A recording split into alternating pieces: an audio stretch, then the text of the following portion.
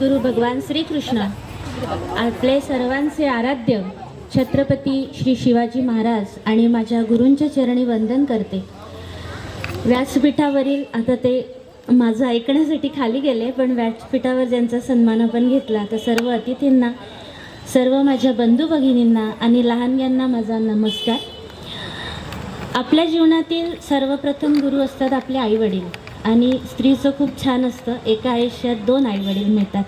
त्यामुळे माझी जन्मदाती आई आज आपल्यामध्ये उपस्थित आहे। काही कारणांनी माझे सासू सासरे येऊ शकले नाही, पण त्यांच्याही सर्वांच्या चरणी मी वंदन करते आणि माझ्या विषयाला सुरुवात करते। सर्वप्रथम आपण मातोश्री आर्ट अकॅडमीचं कौतुक करूया। मला खरंच कौतुक वाटतं, कारण मनात एक विचार यावा लागतो आणि ती पूर्ण करण्याची जिद्द असावी लागते। त्यानंतर मिळते ती साथ आणि मिळतं ते यश, आणि ते यश म्हणजे आजचा कार्यक्रम। त्यामुळे मातोश्री आर्ट अकॅडमीचे संचालक, त्यांचा संपूर्ण परिवार आणि विद्यार्थी यांच्यासाठी एकदा जोरदार टाळ्या होत्या। विविध सोशल मीडिया प्लॅटफॉर्मवरून आजचा विषय काय हे सर्वांना कळलं आहे। आजचा विषय आहे आपण आणि आपली मुलं आणि भावी माता पिता जेही आपल्यामध्ये आहेत उपस्थित।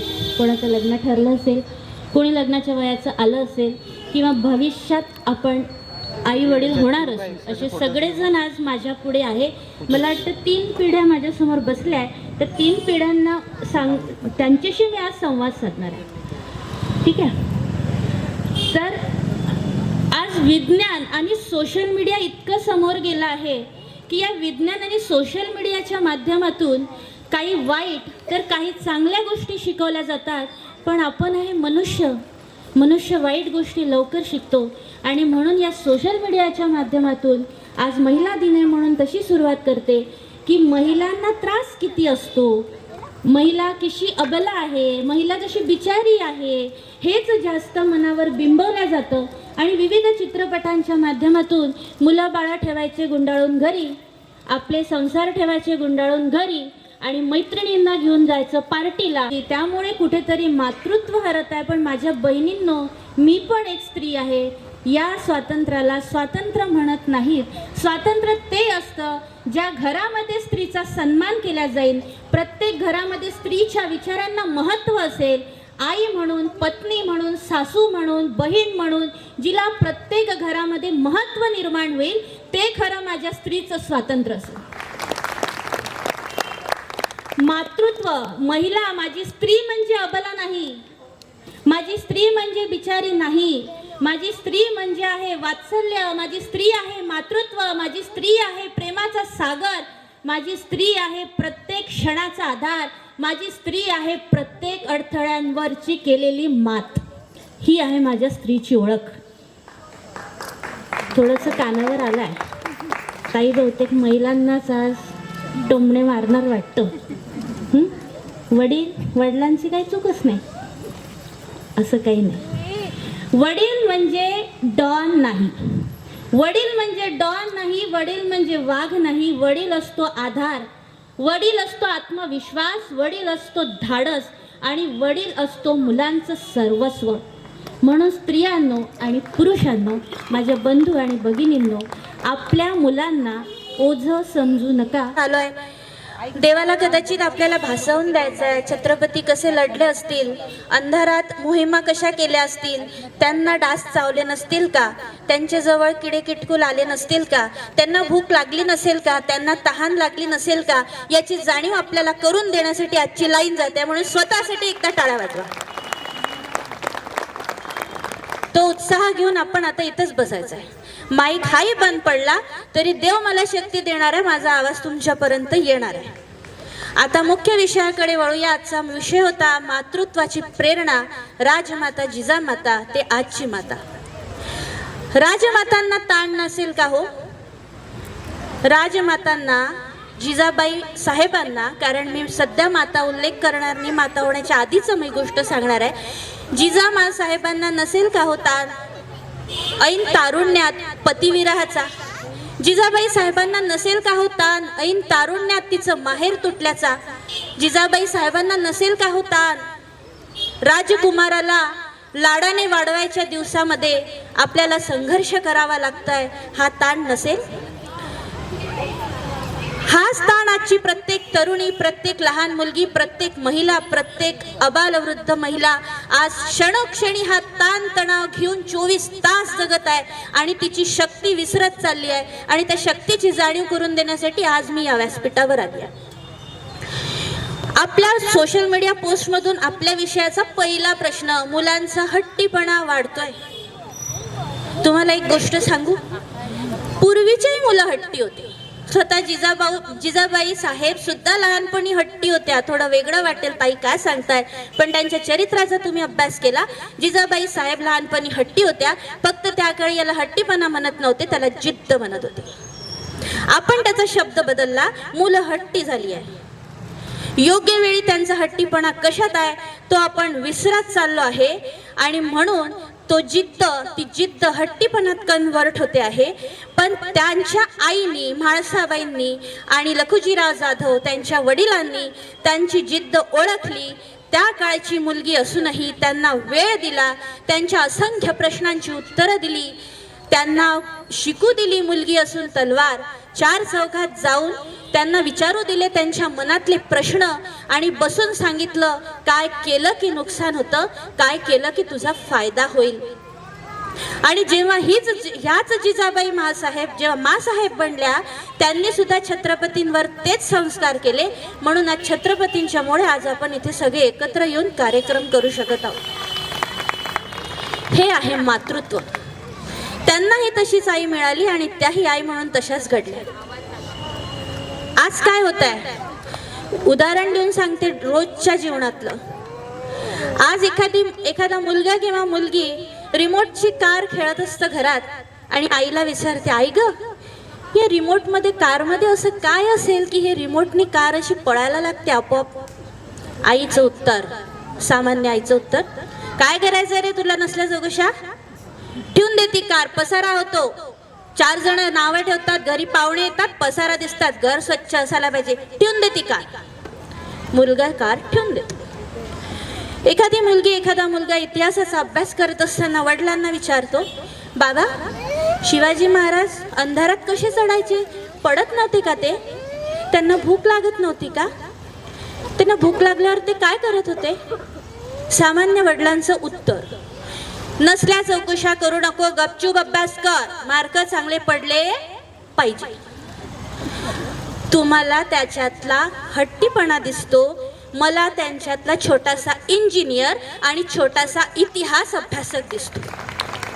तो आज आई वडिलांना दिसत नाही. आणि जिथे ओरडून उत्तर दिलं जातं तिथेच गणित फसतं आणि तिथेच सगळंच बिघडतं. त्यामुळे पालकांसाठी पहिला नियम, मुलांच्या प्रश्नांची उत्तरं होता होईस्तर द्या. अनावश्यक प्रश्न विचारले तर ते विचारू का नाही हे सांगा. आता आपल्यापैकी बरेच जण बिझी आहे, ताई इतका वेळ आहे का मला मुलांना द्यायला, त्यांच्याकडे नसेल तर आता प्रत्येक गोष्ट इथनं सॉल्व करणं शक्य नाही. मला कधीही भेटा, मी तुमची बहीण आहे, मी तुम्हाला त्याच्यावरचे उपाय नक्कीच सांगेल. त्याच्यानंतर दुसरा मुद्दा आपला होता, अजून मी एक वाक्य म्हटलं आत्ताच, ती आई म्हणते 4 जण नावं ठेवतील. एक गोष्ट मी तुम्हाला नक्की सांगते, माणूस चंद्रावर पोचला हो. चंद्रयान 2चे प्रेझेंटेशन करणारे सर आपल्यामध्ये आहे. माणूस चंद्रावर पोचला, नको नको ते शोध लागले. AI मुळे सगळ्या गोष्टी सोप्या झाल्या. मी स्वतः AI ट्रेनर आहे. पण एक शोध लागायचा अजूनही बाकी आहे. कोणता? नावं ठेवणारे 4 जण कोण. हा शोध लागला तर मी तुम्हाला सांगते, तुम्हाला लागला तर तुम्ही फोन करून मला सांगा, ठीक आहे.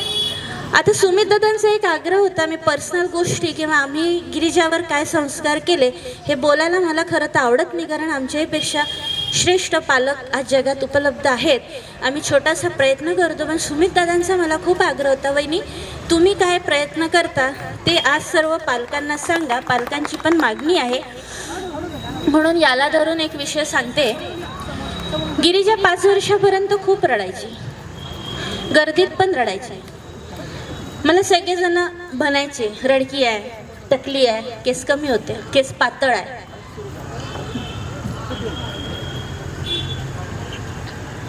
आई म्हणून आत्म्याला दुःख व्हायचं कुठेतरी, पण या आईमध्ये एक संशोधक होता, तो मी जागृत केला.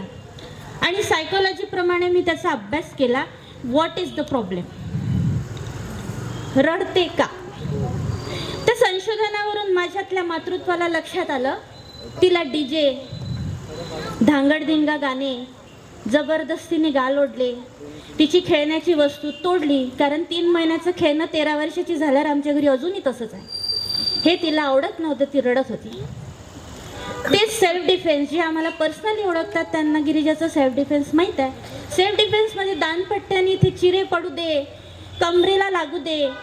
पोरगी रडत नाही लहानपणापासून. पोरगी इंजेक्शनला रडत नाही, सलाईनला रडत नाही. डॉक्टर कौतुक करतात. मग व्हॉट इज द प्रॉब्लेम? रडते का? हे लक्षात आल्यावर कळलं तिला सात्विक गोष्टींची आवड आहे. तिला डीजे, ढांगाडिंगा, खोड्या आवडत नाही. तेव्हापासून गुरूंच्या मार्गदर्शनामध्ये तिला योग्य वातावरण निर्माण करून दिलं आणि तिचा तो हट्टीपणा, तो रडकेपणा आपोआप वयानुसार थांबला. हे संशोधन आईने करणं जरुरी आहे. मुलांमध्ये गुण काय आहे? गुण काय आहे विचारू द्या प्रश्न त्यांना. तो इंजिनियर बनण्याची क्षमता ठेवतो, तो इतिहास तज्ज्ञ बनण्याची क्षमता ठेवतो, तो अजून काय बनण्याची क्षमता ठेवतो. त्याला वकिली आवडते, बनू द्या. इंजिनियर आणि डॉक्टर हे 2च फील्ड आज जगात उपलब्ध नाहीत. आपल्याला भाजीवाला पाहिजे आहे, आपल्याला पंचरवाला पाहिजे आहे, आपल्याला किराणा दुकानदार पाहिजे आहे, आटा चक्कीवाला पाहिजे आहे, आपल्याला इंजिनियर पाहिजे आहे, डॉक्टर पाहिजे आहे, अंतराळात जाणारे विद्यार्थी पाहिजे आहेत, संशोधन करणारे विद्यार्थी पाहिजे आहेत, कलेक्टर पाहिजे आहे, कमिशनर पाहिजे, पोलीस पाहिजे. सगळेजण आपल्याला पाहिजे आहे आणि ते याच पिढीतून तयार होणार आहेत.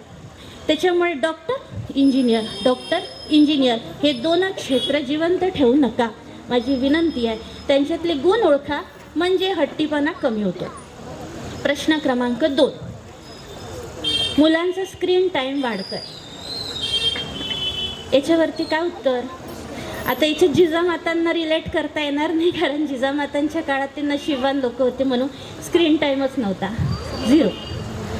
पण त्यांच्यातली ऊर्जा जिजामातांनी ओळखली आई म्हणून. माझा शिवबा खूप ऊर्जावान आहे, मी त्याला काय देऊ? अरे मुघलांचं साम्राज्य वाढत असताना जी स्त्री देवीच्या समोर साकडं घालते, देवी माते स्वराज्य स्थापनेसाठी मला पुत्र दे, त्या आईबद्दल मी या व्यासपीठावरून छोटीशी आई काय बोलणार? त्या आईची नखाचीही बरोबरी आपण करू शकत नाही. तिने ओळखली जिद्द.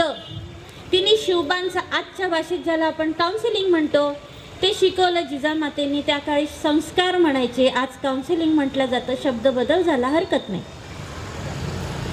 गर्भातून शिकवलं. शिवबा म्हणजे तेव्हा शिवबा नव्हते, मुलगा मुलगी जे कोण असेल, बाळा तुला या मुघलांचा नाश करायचा आहे. तुझ्या जन्माचं एकच ध्येय आहे, स्वराज्याची स्थापना. मी तुझ्यासोबत आहे. वडील काही कारणाने दूर असतील, बंगळुरूला असतील, पण मी वडिलांचं कर्तव्य पूर्ण करणार आहे. मी तुझी आई होणार आहे, मीच तुझा बाप होणार आहे आणि स्वराज्य स्थापनेसाठी तुला लढायचं आहे. तुझा जीव गेला तरी चालेल, पण माझा एकही मावळा आणि त्याचं कुटुंब मरायला नको. ही शिकवण होती आईची गर्भातून. संस्कार हे गर्भातून करायचे असतात. जेव्हा बाळ आपल्या पोटात असतं तेव्हा बोलायचं असतं. आज संवाद हरपत चाललाय हो. घराघरातला संवाद आज हरपलाय. एकतर्फी प्रेम असतं ना, तसं एकतर्फी संवाद चाललाय. आई वडील बोलतात, मुलं ऐकतात, मुलं बोलतात, आई वडील ऐकतात, विषय संपला. संवाद हरवत चाललाय. यासाठी मी एक खूप छान देवाच्या कृपेने मला शब्द सुचलाय. घरामध्ये गाडी कुठे लावतो आपण? द्या बरं उत्तर. घरामध्ये गाडी आल्यावर कुठे लावतो? पार्किंगमध्ये लावतो. प्रत्येक घरामध्ये या मोबाईलसाठी एक पार्किंग असावं. Mobile parking. दिवसा मुलांचं कॉलेज असतं, शाळा असतात, आपलं ऑफिस असतं, आईचं काहीतरी कर्तव्य असतं. आपण दिवसा संवाद साधू शकत नाही. किमान रात्रीच्या जेवणाच्या वेळेस प्रत्येक घरामध्ये हा मोबाईल पार्किंगमध्ये जावा, टी व्ही बंद असावा आणि एकमेकांशी 2 पिढ्या किंवा 3 पिढ्या ज्या आपल्या घरात असतील त्यांनी एकमेकांशी संवाद साधावा. हा याच्या मागचा उपाय आहे. स्क्रीन टाईम कमी होण्यातला उपाय नंबर 1. यांनी काय होणार आहे? संवाद साधायचा आहे. मुलींनी सांगितलं, बाबा आज मला या मुलीने असं असं चिडवलं, आज ना मला या सरांनी इंग्लिश शिकवताना हे उदाहरण सांगितलं, ऐका बाबांनी थोडंसं छोटं व्हा, आजी आजोबांनी थोडं छोटं व्हा, मुलांना ऐकून घ्या, समजून घ्या. आणि हा जेव्हा वेळ तुम्ही देत जाल, कसं होत आहे ना, शेजारची ना दिलेली वाटी आपल्या लक्षात राहते. तिने चुकून बदलून दिली तर ताई माझी नव्हती ही वाटी, तुम्ही दुसरीच दिली, हे माझ्या लक्षात राहते. पुरुष असतील तर माझे प्लॉट्स कुठे कुठे आहे, माझे फ्लॅट्स कुठे कुठे आहे, देशात आहे का विदेशात आहे, हे वडिलांना माहिती आहे. त्याची काळजी आपण घेतोय. शेजारच्या बाईला त्या शेजारच्या बाईची सून भांडे घासते का सासू भांडे घासते हे शेजारची ना माहीत आहे. पण आपली सगळ्यात महत्त्वाची प्रॉपर्टी आपले मुलं, त्यांच्यासाठी आपल्याकडे वेळ नाही. शिक्षण कितीही द्या, माझ्यासमोर खूप मोठे शिकलेले, माझ्याहीपेक्षा जास्त शिकलेले वरिष्ठ मंडळी बसले आहे. तुम्हीच मला सांगा, आज हरकुटताई गेल्या काही कारणांनी उत्तम माता आहेत, त्यांनाही मी हा प्रश्न विचारला असता, शिक्षण कितीही घ्या, शिक्षण कामात येतं का संस्कार कामात येतात? कारण एखादा डॉक्टर झाला, ताईंचा मुलगा हार्ट सर्जन आहे, तो जर प्रामाणिकपणे पेशंटला तपासत असेल तो झाला संस्कार, तो जर लुबाडत असेल तो झाला कुसंस्कार. शिक्षण दोघांचंही सारखंच आहे. रेखाताई म्हणणे ठीक आहे. प्राध्यापक सर समोर आहे, माझे आवडते माझ्या मुलीचे शिक्षक आहे, माझे शिक्षक नाही आहे पण तरी माझे गुरु आहे. उताने सर माझ्या समोर आहे. असंख्य पालक, तुम्ही शिक्षक असाल, तुम्ही ही गोष्ट ॲक्सेप्ट कराल कदाचित. शिक्षणासोबत संस्कारांची जोड असावी, तरच तो व्यक्ती नागरिक म्हणून जेव्हा भारतात जातो तेव्हा तो चांगलं काहीतरी काम करतो. आपण आपल्याच्या इवल्याशा कुटुंबाचा विचार करतो, आमच्यासारखी लोक संपूर्ण देशाचा विचार करतात की आज घराघरातली पिढी जर संस्कारी घडली तर माझा भारत देश पुढे जायला वेळ लागणार नाही. कारण खरी बुद्धिमत्ता माझ्या भारतातच आहे. खरी बुद्धिमत्ता कुठल्या देशात असेल तर ती माझ्या भारत मातेच्या पुत्रांमध्ये आहे. तिला फक्त आपल्याला असं जागृत करायचं आणि ते कर्तव्य आपल्या आईचं. अजून स्क्रीन टाईमवर येऊया आपण. स्क्रीन टाईम कमी करण्यासाठीचे उपाय. सुमित दादांच्या म्हणण्यानुसार आम्ही काय उपाय केले, तर मगाशी सांगितल्याप्रमाणे तिची आवड लक्षात आली होती. कसं आहे, मातीचा घोडा आहे तो. 12 वर्षापर्यंत, मी ग्राफोलॉजिस्ट आहे त्यामुळे सायंटिफिक रिझन सांगेल, वयाच्या 12 वर्षापर्यंत किंवा हार्मोनल चेंजेस मुलांमध्ये येईपर्यंतच आई वडील मुलांमध्ये संस्कार करू शकतात. त्यानंतर आपण करू शकत नाही. त्यानंतर आपल्या संस्कारांचं फळ पाहायला मिळतं. हे सायंटिफिक रिझन. त्यामुळे पहिल्या 12 वर्षात जे काही आपण शिकवतो त्यानुसार ते घडतात. मग पहिले तर मुलांना कळत काहीच नसतं. आपलं ध्येय काय, ते न सापडलेली 4 लोक काय म्हणतात हे बाजूला ठेवून आपलं ध्येय काय, माझी मुलगी माझा मुलगा काय बनायला मला हवं आहे, त्याप्रमाणे आम्ही पहिले ध्येय ठरवलं. आमचं दोघांचंही ध्येय होतं, आमची मुलगी वीरांगणा बनावी, सुसंस्कारी बनावी. त्याच्यानंतर तिच्या आवडीप्रमाणे ती शिक्षण घेईल आणि तिचं करिअर ती डिसाईड करेल. त्यानुसार आम्ही वातावरण दिलं आणि आम्ही सगळ्या वस्तू घेतल्या, पण टी व्ही कधीच घेतला नाही. आजपर्यंत आमच्या घरात टी व्ही नाही. याचा अर्थ तुम्ही टी व्ही घेऊ नका असं माझं म्हणणं नाही. मी फक्त आमचे प्रयत्न सांगते. आणि आज सोशल मीडिया वापरू नका, मोबाईल हिसकावून घ्यायचा, टी व्ही बंद करून ठेवायचा, हे उपाय स्क्रीन टाईमसाठी नाही. पालकांना पहिले हे डोक्यातून काढून टाका. AIचं जग आहे, त्यांना त्याच्यातच शिक्षण घ्यायचं आहे, त्यांना त्याच्यातच पुढे जायचं आहे. त्यामुळे मोबाईल बंद करून ठेवा आणि वापरूच नको हे सांगणं पहिले आजपासून बंद करा. अजून एक गंमत ऐकते मी काउन्सिलिंगसाठी जाते तेव्हा. परीक्षा आली ना, मार्च एप्रिल, आता परीक्षांचे दिवस आहे. परीक्षा आली की मोबाईल बंद, गायब. टी व्हीचं काय म्हणतात त्याला, चॅनल्सचं असतं ते बंद. रिचार्ज करत नाहीत पालक. अरे खरी एंटरटेनमेंटची, खरी त्यांना ब्रेन सेटलमेंटची, ब्रेन रिलॅक्सेशनची खरी गरज असते ना, ती कधी असते, परीक्षा कालावधीत. हे आपण चुकतो. आणि वर्षभर त्यांनी कितीही टी व्ही पाहिला, कितीही मोबाईल पाहिला, त्याच्यावर कुणाचंच नियंत्रण नाही. परीक्षेच्या वेळेस अभ्यास करायचाच नसतो. हे कोणी सांगितलं आहे? मी शिक्षक नाही या पेशाने, पण मी सांगते, परीक्षेच्या वेळेस अभ्यासच करायचा नसतो, फक्त रिव्हिजन करायची असते. आणि माइंड रिलॅक्स ठेवायचं असतं. मुलांमध्ये सगळ्यात महत्त्वाचा आहे तो आत्मविश्वास.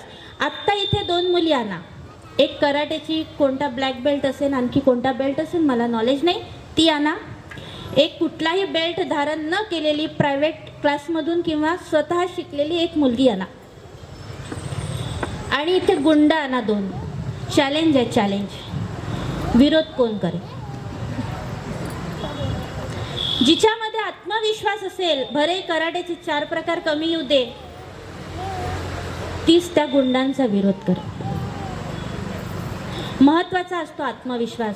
घरी रील बनवताना किती आपली मुलगी छान डान्स करून राहिली, इथे येऊन करायला लावा, नाही करत. 1 to 1 मध्ये किती जणांना बोलता येतं, माईक हातात द्या, नाही बोलत. मेन कारण काय आहे? आत्मविश्वास. आत्मविश्वास असेल तर मूल आयुष्यात काहीही करू शकतं, तो लढू शकतो. हे पहिले लक्षात घ्या. त्याचा आत्मविश्वास वाढवा, त्याला ज्याची आवड आहे ना त्याच्यात वाढवा. मी रिझल्ट पाहायला शाळेत जाते, काही पालक मैत्रिणी माझ्यामध्ये बसल्या, त्यांनाही ही गोष्ट माहीत असेल, कम्पेअर करून सांगतात, बघ गिरिजाची अक्षरं बघ किती सुंदर आहे, किती छान लिहिते बघ. चूक.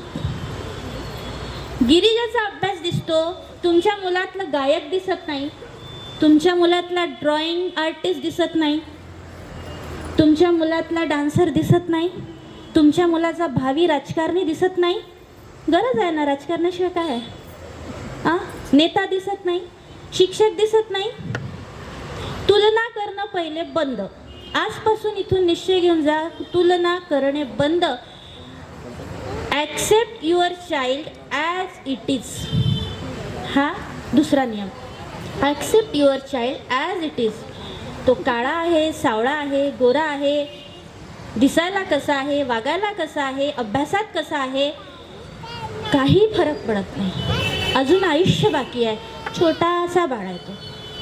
आजच्या पालकांची स्थिती कशी आहे माहिती आहे का? आपल्याला ना एक कॉम्बो पॅक हवा असतो. Combo pack. मुलगा उंच इतका असावा, गोरा असावा, आज्ञाकारी तर इतका असावा की येता जाता पायच पडला पाहिजे, म्हणजे पायांशी बसलाच पाहिजे.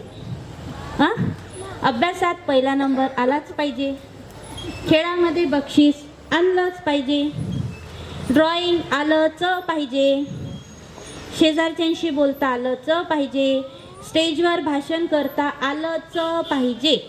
असा कॉम्बो पॅक देवाकडे उपलब्ध नाही. हे पहिले लक्षात घ्या. Accept your child as it is. जो जसा आहे तसा त्याला स्वीकारा. जिजामातांचं उदाहरण इथे देईल. त्यांनी माता बनल्यानंतर आहे ती परिस्थिती स्वीकारली. माता भगिनींनो एकदा विचार करून बघा, स्वतःला 2 मिनटं जिजामातेच्या जागेवर ठेवा.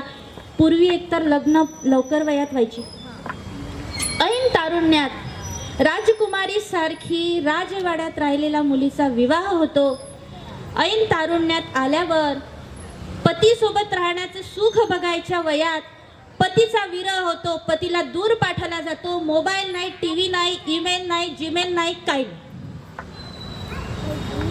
ठीक आहे, ॲक्सेप्ट इट.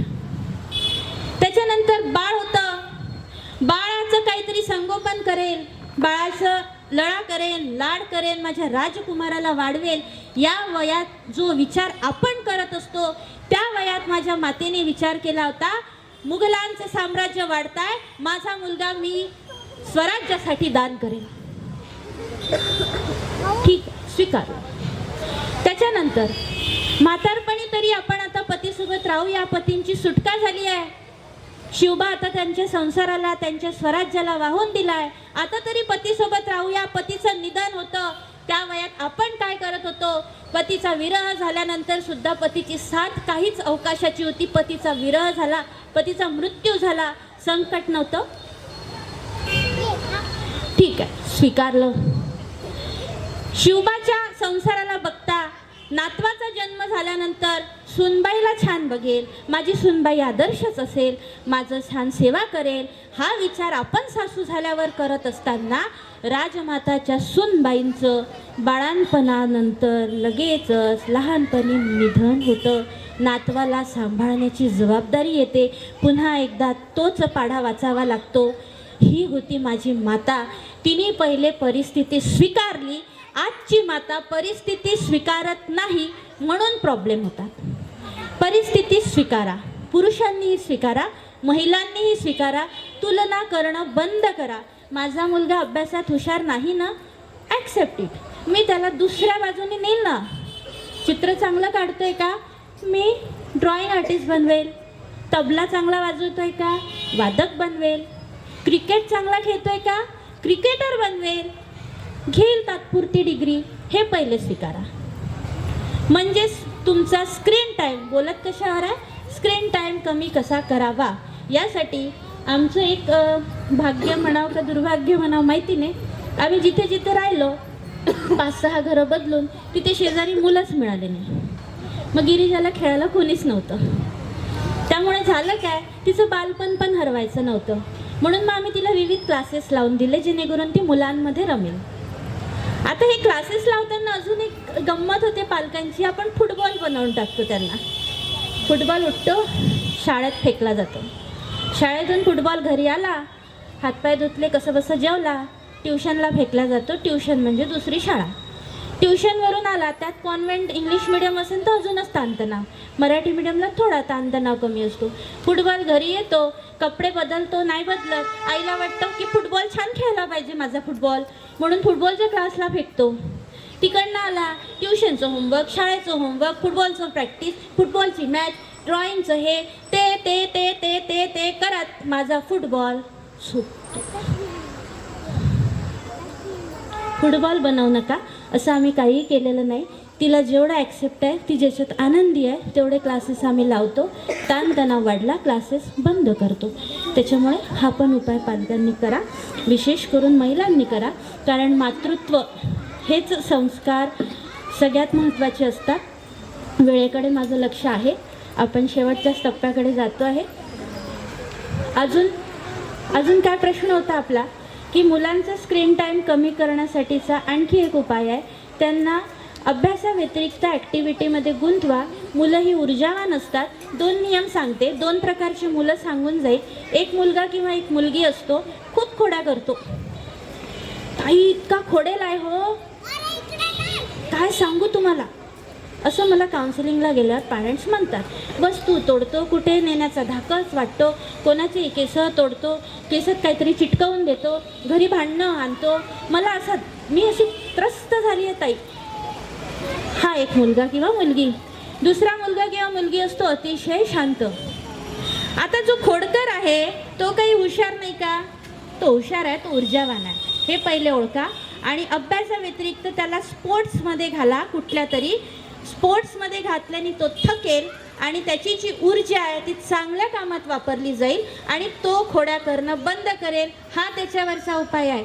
आमची तुमची पिढी मार खाऊन सुधारली, ही पिढी सुधरत नाही. ती मार खाल्ला की अजून डबल उग्र होते. त्याच्यामुळे त्याच्यावरती उपाय काढा. मुलगा किंवा मुलगी क्रमांक 2 अतिशय शांत. याचे 2 रिझन्स असू शकतात. एक म्हणजे तो निराशेत आहे का. निराशेत मुलं शांत होतात. ते पहिले चेक करा, त्याच्याशी बोला. तो निराशेत नाही आहे तरी शांत आहे, मग त्याला अभ्यासाची आवड आहे, मग त्याला कॉम्पिटिटिव्ह एक्झाम्स द्यायला सांगा किंवा अभ्यासातले जे काही तुमच्या आवडीने विषय असतील त्याकडे त्याला म्हणजे करिअर गायडन्स करा. हा असतो उपाय. मग आता स्क्रीनवर दाखवायचं काय, हा मोठा प्रश्न पालकांसमोर आहे. आता आमचं ध्येय होतं मुलींनी विरांगणा आणि संस्कारी बनावं आणि मुलगी आमची मराठी शाळेत शिकते म्हणून आवश्यक तेवढं इंग्रजी यावं. त्यामुळे मी सर्च केला की काय बघता येईल. अनेक ऐतिहासिक सिरियल्स, राष्ट्रपुरुषांची मालिका रेकॉर्डेड असतात. आता आमच्याकडे TV नाही, मी सांगितलं, त्यामुळे आम्ही लाईव्ह सिरियल्स बघत नाही. त्याच्यामुळे रेकॉर्डेड मालिका बऱ्याच मला उपलब्ध झाल्या. तिला अगदी समजतच नव्हतं. तेव्हापासून आम्ही या मालिका बघायला तिला दिल्या. तिचा टाईम टेबल फिक्स असतो 24 तासाचा. त्या टाईम टेबलमधला जो वेळ तिचा स्क्रीनचा असेल तो ती वापरते. आणि अगदी बाळ असतानापासून तिला सांगितलं, जसं जिजामातांनी सांगितलं तुझा जन्म स्वराज्यासाठी झाला शुभा, तसं मी सांगण्याचा प्रयत्न केला की बेटा शिक काही हो काही पण आम्ही तुझ्या पाठीशी आहे, पण संस्कार आणि भारतीय संस्कृतीचं आचरण कधीच सोडायचं नाही म्हणून हे सांगत गेली. आणि ते सांगता सांगता तशी उदाहरणं देण्यासाठी तसे सिरियल्स तशा मालिका तिला 1-1, 2-2 एपिसोड्स रोज दाखवत गेली. त्या काळात काही कळत नव्हतं, डोक्याच्या वर जात होतं, पण आता कळू लागलं. तेवढं ती बघते. दुसरं, तिला क्राफ्टची पेंटिंगची खूप आवड आहे. आणि सगळ्या पालकांची विनंती होती, बाहेरगावच्या पालकांची विनंती होती की ताई मुलं स्क्रीन बघतातच, पण गिरिजा काय करते, तर त्यासाठी तुम्ही एक चॅनल काढा आणि आम्हाला ते सर्व करा. त्यातून काही इन्कम वगैरे हा हेतू नव्हता, मला त्याचा अभ्यासही नाही आहे. तर त्यांच्या आग्रहास्तव आमचं एक चॅनल आहे हिंदुत्व संस्कार नावाचं. पण त्याच्यात हे सांगण्याचं कारण काय, चॅनलचं प्रमोशन नाही, सांगण्याचा माझा उद्देश आहे की त्याच्यात आम्ही एक नियम घातला. नियम काय होता, तिला फोटोग्राफी व्हिडिओ एडिटिंगमध्ये प्रचंड इंटरेस्ट आहे, तो मला दिसला, कारण तो तिच्या बाबांनाही आहे. मग तिचे बाबा ते तिला शिकवतात. ऑफलाईन वर्क आम्ही तिला करू देतो, व्हिडिओ शूटिंग करू देतो, व्हिडिओ एडिट करू देतो. ऑफलाईन वर्क, ऑनलाईन कुठलंच सोशल मीडिया प्लॅटफॉर्म वापरायचं नाही हे तिला आम्ही समजावून सांगितलं आहे. तिला त्याचे पासवर्ड्स माहिती नाही, माझ्या मोबाईलमध्ये कोणते सोशल मीडिया प्लॅटफॉर्म्स आहे हे तिला माहिती नाही. आणि आज हे सांगण्याचं कारण असं की तिच्याच वर्गातले असंख्य मुलांचे, तिच्यापेक्षा लहान मुलांचे, माझ्या मैत्रिणींच्या मुलांची, नातेवाईकांच्या मुलांचे यूट्यूब चॅनल्स आहे. आणि मुलगा सरळ ऑनलाईन शूट करतो आहे. तुम्हाला माहिती आहे, एक जरी क्लिक याच्यावर चुकून झालं ना, काय नुकसान होऊ शकते. ऑनलाईन वर्क मुलांना या वयात द्यायचं नाही, ऑफलाईन द्या, ऑफलाईन शिकू द्या. त्यांच्यात आवड असेल त्यांना करिअरमध्ये त्याचा फायदा होईल. आणि इतिहासाचा अभ्यास करून एक आमच्या मुलीला फायदा असा झाला की सर शाळेत इतिहास शिकवलं की तिला आधीच पाठ असतो, कारण ही जे आपण त्यांना व्हिज्युअलायझेशन जेवढं करू तेवढं एखादा सब्जेक्ट लवकर पाठ होतो. त्यामुळे तिने इतिहासाचे धडे घेतले आणि तिने इतिहास सगळा आधीच पाठ करून दिला. सरांचं शिकवणं व्हायचंच असतं, आमचा सिलेबस कंप्लीट असतो. स्क्रीनचा फायदा कुठे झाला, अभ्यासाचा. सेल्फ डिफेन्सची आवड आहे. आज जी सादरीकरण करणार आहे, माझ्या साईबाबा शाळेतले जे कोणी इथे उपस्थित आहे त्यांना माहीत आहे, हा परफॉर्मन्स मी स्वतः तिथे केला. मी आयुष्यात कधीच नाचली नव्हती, मला आवड नव्हती, पण मुलीच्या इच्छेखातर आम्ही तो परफॉर्मन्स केला होता.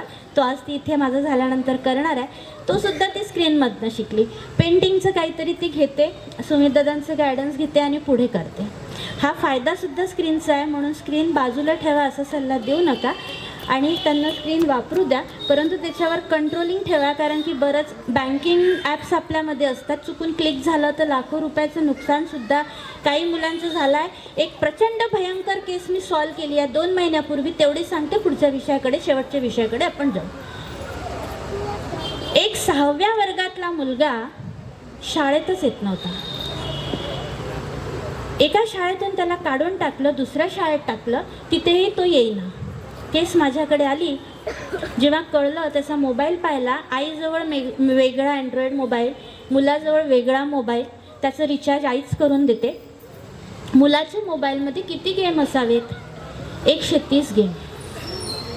वय वर्ष 12. मुलगा पहाटेपर्यंत गेम खेळतो, पहाटे झोपतो, म्हणून 7 वाजता शाळेत जाऊ शकत नाही. किती गंभीर वातावरण आहे बघा. आणि आईला काही भानच नाही आहे. आई म्हणते, पहिल्या नवऱ्याने छळलं, दुसरा नवरा नालायक निघाला, मी माझं आयुष्य जगेल, मला गाण्याची आवड आहे, मी गाणं म्हणेन, मी क्लबमध्ये जाईल, मी अजून काही करीन, मला कोणाशीच काही घेणं देणं नाही. जो त्रास तुला झाला तुझ्या सासरच्यांकडून, तो तुझ्या सुनेला होऊ नये म्हणून तू मुलावर संस्कार कर. खूप महत्त्वाचं वाक्य आहे, हे लक्षात ठेवा. जो त्रास मला स्त्री म्हणून झाला, सासूकडून, नवऱ्याकडून, सासऱ्याकडून, असं मला वाटते आहे ना, मुलावर संस्कार करा, तुमच्या सुनेला तो त्रास होणार. याचा अर्थ 130 गेम देऊन स्क्रीन टाईम वाढवणं हा उपाय नाही. त्याचा आरोग्याचं काय होणार आहे. मुलगा फक्त रोज मॅगी खातो, माहिती करता, दुसरं अन्न खात नाही, फक्त मॅगी. असं सगळं परिस्थिती आहे. काउन्सिलिंगचे भरपूर अनुभव आहे. 1-2 अनुभव मी तुमच्यासाठी आणले होते विशेष टिपून. आपण आता शेवटाकडे जाऊया. सगळ्यात महत्त्वाचं, शोधणं लागलेला 4 जणांचा विचार बाजूला ठेवून, आपली प्रायव्हेट प्रॉपर्टी आहे आपली मुलं, त्याच्यामुळे त्यांच्यावर आपलाच अधिकार आहे. त्यांना काय घडवायचं, कसं घडवायचं हा निर्णय तुम्ही घ्या. प्रत्येकजण भारतीय संस्कृतीनुसार माझ्या मुलीसारखंच आदर्श बनावं हे मी सांगायला इथे आली नाही. कोणाच्या मुलीला हिरोईन बनायला आवडेल, कोणाच्या मुलीला हिरो बनायला आवडेल, तिला ॲक्टिंगमधलं शिकवा, तिला त्याच्यात करू द्या, पण ध्येय ठरवून काहीतरी त्यांना करू द्या. त्यानंतर मुद्दा क्रमांक 3 येतो शेवटचा. खोटे बोलण्याची सवय वाढली आहे. खोटं बोलणं मुलं पालकांकडूनच शिकतात हे पहिलं स्वीकारा. आणि अति धाकाचं वातावरण असेल तर मुलं खोटं बोलतात. खोटं बोलण्याचे मेन 2 रिझन आहेत. आपणच त्यांना इनडायरेक्टली खोटं बोलायला शिकवतो. ज्या घरात मुलं आपली चूक मोकळेपणाने सांगू शकतात, ऐन तारुण्यात झालेली चूक मोकळेपणाने सांगू शकतात, ते खरं पालकत्व. हे वातावरण निर्माण झालं पाहिजे. कारण आज काय होत आहे, आज हे सर्वायकल कॅन्सर झाले किंवा प्रेम प्रकरणात फसण्याचे जे प्रकरणं झाले, त्याचं मूळ कारण काय आहे की मुलींना किशोर वयातल्या प्रश्नांची उत्तरं घरी मिळत नाही, तो आधार मिळत नाही, तो दाबला जातो, तो आधार बाहेर शोधला जातो, तो आधार आपल्याच वयाचा शोधला जातो. तो चुकीचा मिळाला की अशी चुकीच्या गोष्टी होतात आणि मग गणित फसतं आणि पाय घसरतो. त्यामुळे हे प्रकार झाल्यानंतर त्यांना बिचाऱ्यांना बाहेर काढणं खूप अवघड जातं.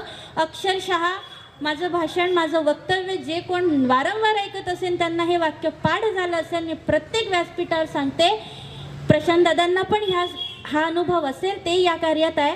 जेव्हा आम्ही पोलीस स्टेशनमध्ये अशा मुलीला सोडवायला जातो तेव्हा मुलगी मायबापासमोर म्हणते, हे माझे आई वडील नाही, मी याच मुलासोबत जाणार आहे.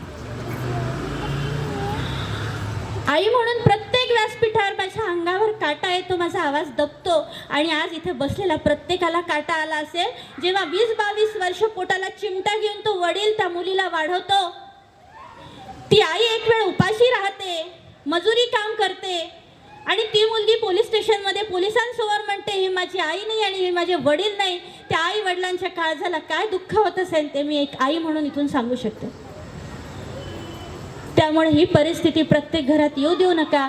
मुलांना अभिमान असला पाहिजे, हे माझे आई वडील आहे, मग ते मजुरी काम करणारे असू दे की बंगल्यात राहणारे असू दे. आई आई असते आणि वडील वडील असतं. तिथं आर्थिक नियोजन नसतं, ते बाजूला असतं. आपल्या आईचा आत्मा जागृत केला की प्रत्येक अशिक्षित आई, सुशिक्षित आई, कलेक्टर आई, कमिशनर आई, स्वयंपाकी आई, प्रत्येक आई मुलावर संस्कार करू शकते. आपल्यातली फक्त आई आज आपल्याला इथून जागृत करून जायची आहे आणि वडिलांना आपल्यातला वडील जागृत करून जायचं. त्यानंतर थोडा काही क्षणांचा ब्रेक घेते, कारण हा अनुभव जेव्हा मला येतो तेव्हा मी स्वतःच घाईवरून जाते. त्यामुळे काही क्षणांचा ब्रेक घेते. जिजामातेंचं उदाहरण देईल. आज आपल्या पालकांना एक विनंती आहे, मुलांना एवढंच नका शिकवू की तुला पैसा कमवायचा आहे, श्रीमंत व्हायचा आहे, बंगला बांधायचा आहे, तुझ्याकडे गाडी असली पाहिजे, तुझ्याकडे सगळ्या सुखसुविधा असल्या पाहिजे. ही एकच शिकवण देऊ नका. तुला संस्कारी बनायचं आहे आणि तुला प्रामाणिक राहायचं आहे. ही शिकवण घराघरात जाऊ द्या. मग ही शिकवण आल्यानंतर तो मोठा आपोआपच होणार आहे. त्यामुळे ही शिकवण सगळ्यांमध्ये जाऊ द्या. आणि याबाबत आदर्श उदाहरण होत्या आपल्या जिजामात्या. कारण ऐन तारुण्यात ज्या मुलीला माहेरपणाची गरज होती, एका लढाईत मतभेद झाले, वैर निर्माण झालं आणि ऐन तारुण्यात त्या स्त्रीचं माहेरपण तुटलं. आणि मगाशी सांगितल्याप्रमाणे ऐन तारुण्यात आपला शिवबा राजा राजकुमारासारखा वाढवू, त्या परिस्थितीत तिला आपला शिवबा राजा स्वराज्याला द्यावा लागला. 8ही दिशांनी मुघलांचं संकट वाढत होतं, तेव्हा तिला शिवबाला बाहेर पाठवावं लागलं. लहानपणी त्यांच्या हातात तलवार द्यावी लागली. त्या आईच्या तुलनेत आपले संकट काहीच नाही. आणि याच्यावर उपाय काढण्यासाठी जिजामातेने जो उपाय केला होता तो सगळ्या आयांनी वडिलांनी करा. दुसऱ्याचे दुःख ऐका. दुसऱ्याचे दुःख ऐकल्यावर आपल्याला आपलं दुःख कमी वाटतं आणि असं वाटतं आपण खूप सुखात आहोत, खूप सुखात आहोत. आणि परिस्थिती स्वीकारा, जशी आहे तशी स्वीकारा आणि तिथून पुढचं पाऊल घ्या. आमच्यासारखे बहीण भाऊ तुमच्या मदतीला कायम तयार आहे. तुम्हाला नवऱ्याचा त्रास आहे, आणखी कशाचा त्रास आहे, बहिणींना आम्ही सगळे तुमच्या सोबत आहोत. मुलांचा त्रास आहे, आणखी कशाचा त्रास आहे, तुम्ही मार्गदर्शन घ्या. आम्ही निःशुल्क सगळेजण तुमच्यासोबत आहोत. आणि शेवटी एक मी याबद्दलच काही लिखाण केलं आहे ते तुम्हाला वाचून दाखवते आणि माझ्या विषयाला विराम देते.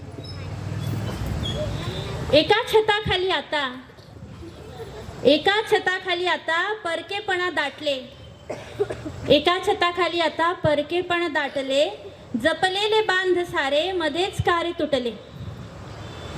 मोबाईलच्या गर्दीत माणूस हरवला, नात्यातला ओलाव्याचा पाऊसही विरला. हास्य